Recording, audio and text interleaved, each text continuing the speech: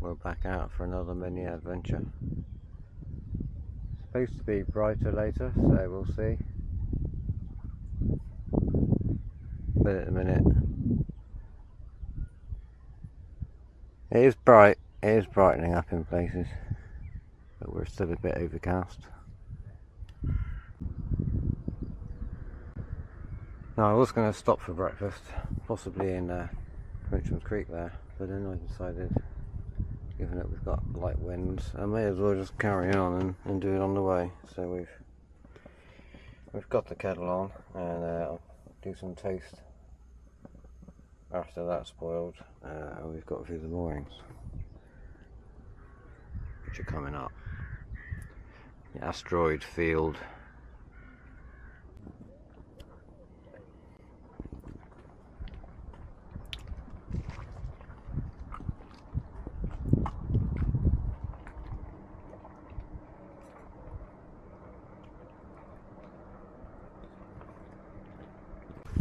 Well, a nice sea breeze has kicked in from the east, nice and steady, because what we had was extremely thick.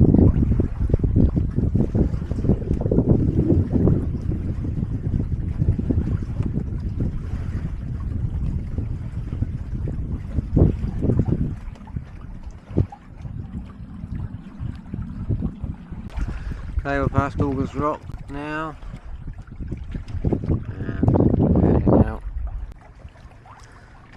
We're kind of heading east, or northeast I should say. We're heading, this is places I want to go without starting to lose speed. We're doing about 3 or 4 knots, and it's only light breeze.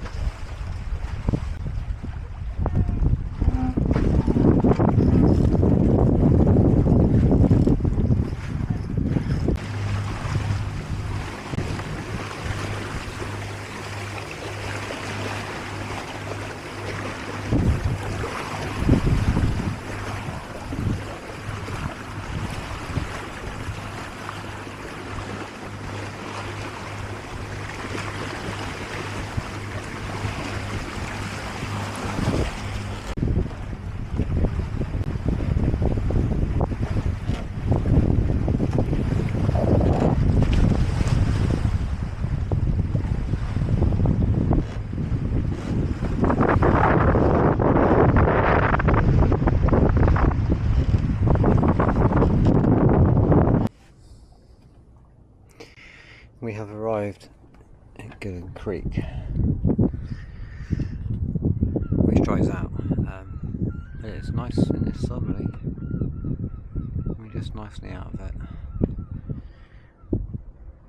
It's quite breezy out there. It must have been a force 4 at times. We're doing like 5.5, 6 knots. I think 6 knots. I think 6.2 was the highest. My friends John and Anne are coming round the manacles soon, so I might even meet them up here for a bit. It depends what they want to do. Anyway, I'm going to go for a swim probably, but I've just made a cup of tea, so I'm going to drink that first, and then we'll see.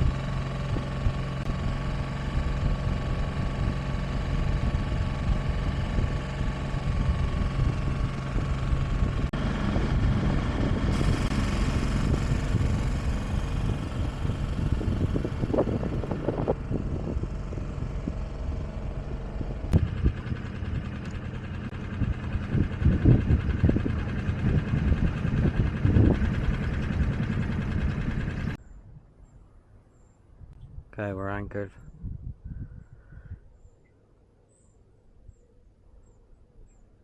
It's a morning tide, so even though it dries out here, we'll be floating at breakfast time and for a few hours after that. For at least 3 or 4 hours after that, 3.5 hours after that, so we're good. Heaven.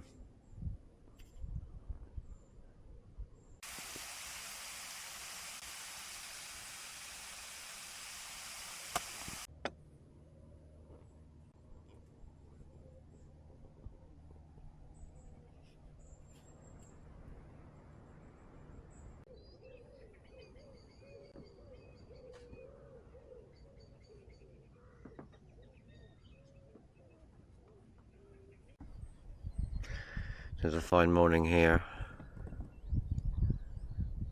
Perfect anchorage spot.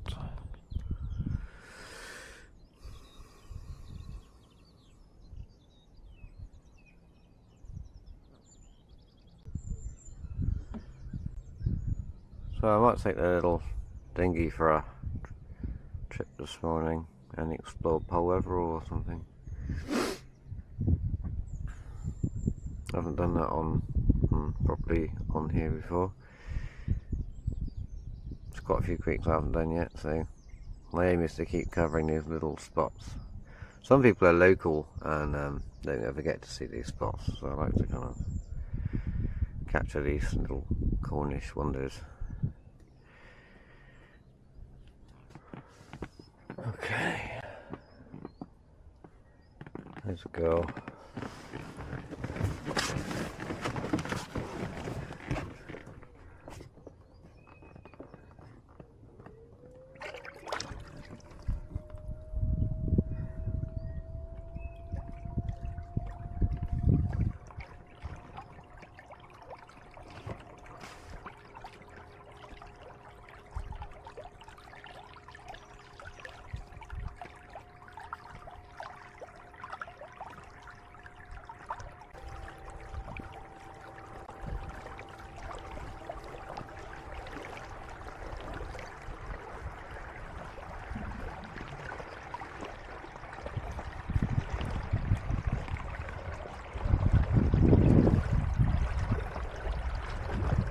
So we're heading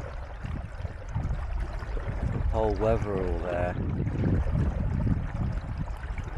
I don't go up here very often, but I used to go up here a lot with my little 14-foot sailing boat. It was my original safe haven. It was called Target Creek for many years after the war because a lot of the Americans did a lot of their shooting training on this creek. They set up they made like little firing positions all the way along, and you can still find casings in the mud before they went off to D-Day. A lot of D-Day history around this area because it was used as a big embarkation point.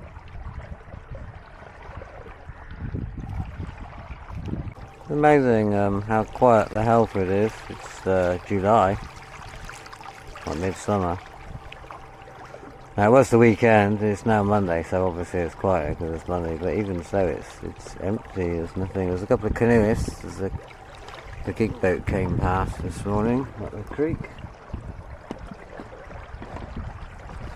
So this is my dinghy setup. I haven't brought my anchor. I've got a dinghy anchor in case I want to anchor, but I haven't brought that. But I've got like a bucket that I can keep things drying. I've got some water to drink, and I've also got a water container to fill with some spring water if I see any. I think there is a river up here at the end, so maybe we can get some water and then I can purify it later. That was the idea, to try my purification stuff. I got a little filter. It'll be very handy for gathering spring water while I'm out and about and not having to go and top up. Mind you saying that, I mean I carry loads of water with me anyway, but it's an interesting thing to do because it's another option, isn't it? If I'm out cruising for any length of time. In the back here I've got the battery. with the e-propulsion, and look at my foot pump just to keep her tops up, and obviously here's my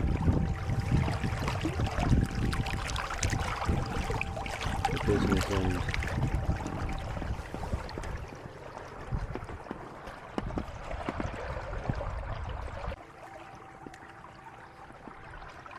And then this is the Polwetheral, or Wetheral pool maybe.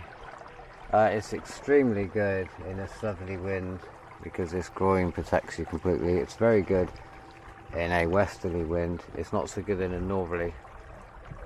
And it's great in an easterly if you're around this corner, so it can't blow in. I spent a winter up here once on a boat, a tiny boat, as a matter of essential survival. There's a couple of side creeks. One doesn't go very far, and that one goes up to just a short way, and then there's a posh house at the end, which is the home of a famous musician, electronic musician. I won't say the name. Man likes his seclusion, I should say.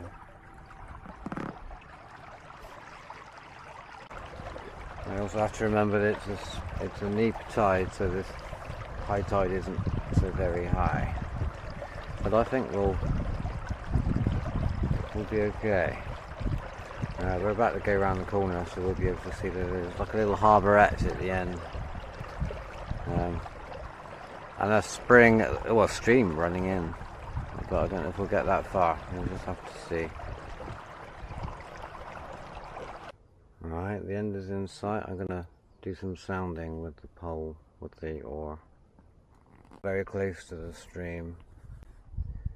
But I haven't got my chart of this river, so I can't see with me. I can't see where the channel is, and we're a foot deep here. So I don't want to get stuck on shallows or anything, and the tide's probably turned just about now. So we're not going to risk it today. We'll come up here on a later tide.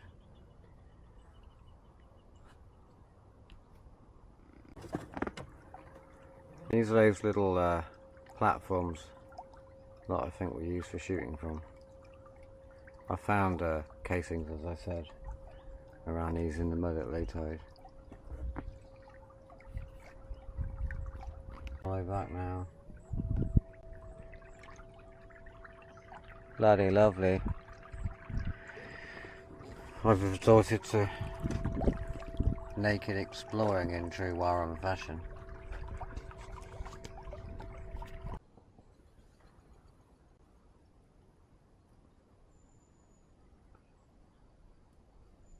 Shipwreck.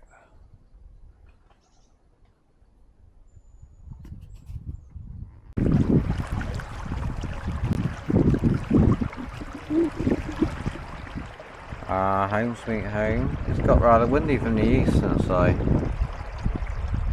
been up Polwetheral.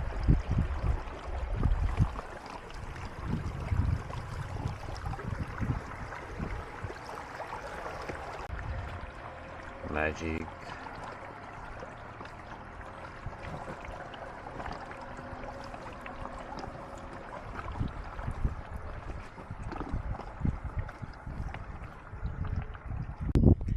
If you enjoyed this video, then like, share, comment below, subscribe, which is just like following and it's free. And I'll see you on the next one.